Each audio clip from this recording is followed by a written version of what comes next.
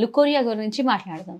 Basically చిన్న age, middle age, then మెనార్కి అయిన వాళ్ళ నుంచి, మిడిల్ ఏజ్ నుంచి ప్రెగ్నెన్సీ, ఈవెన్ మెనోపాజ్ టైంలో కూడా చాలా మందికి ఇది ఒక పెద్ద ప్రాబ్లం అయ్యి కనిపిస్తూ ఉంటది. ఎవరికైతే ఇలా ప్రాబ్లం ఉంది, మనము డిఫరెంట్ స్టేజెస్ ఆఫ్ లైఫ్ లో దీన్ని డిఫరెన్షియేట్ చేయొచ్చు. చిన్న పిల్లలు అంటే మనకు ఓవ్యులేషన్, ఎగ్ రిలీజ్ అవుతుంది. ఇలాంటి టైంలో మనకు కంపల్సరీ కొన్ని అనేది వైట్ డిశ్చార్జ్ ఉంటది. లేదంటే మనకు ఇన్ఫెక్షన్స్ అంటే కామన్ పబ్లిక్ టాయిలెట్స్ యూస్ చేసినప్పుడు, లేదంటే పర్సనల్ హైజీన్ మెయింటైన్ చేయలేదు అన్నప్పుడు కూడా మనకు ఇలాంటి ప్రాబ్లమ్స్ వస్తుంటది. అదే మిడిల్ ఏజ్ వచ్చినప్పుడు మనకు సేమ్ ఇదే ఉంటది. ఓవ్యులేషన్ టైంలో మనకు నెక్స్ట్ హార్మోనల్ చేంజెస్ చాలా అవుతాయి. కాబట్టి ఇక్కడ ప్రెగ్నెన్సీ ఇవన్నీ ఉన్నప్పుడు ఆ హార్మోనల్ చేంజెస్ వల్ల కూడా మనకు కొన్ని ఎక్కువ కనిపించవచ్చు. ఎప్పుడైతే మనకు యూరిన్ లో బర్నింగ్ సెన్సేషన్ ఉంది, ఇచ్చింగ్ ఉంది, ఫౌల్ స్మెల్లింగ్, వైట్ డిశ్చార్జ్ ఉంది, కలర్ చేంజ్ ఉంది, ఇలా ఉన్నప్పుడు మనము కంపల్సరీ ప్రికాషనరీ మెజర్స్ ని తీసుకోవాలి. దీంతో పాటు కొన్ని జాగ్రత్తలు మీరు కూడా పర్సనల్ హైజీన్ మెయింటైన్ చేయాలి. ఇది పర్సనల్ హైజీన్ మెయింటైన్ చేస్తూ మీరు కరెక్ట్ గా అన్ని యూజ్ చేశారంటే ఖచ్చితంగా మీకు దీని నుంచి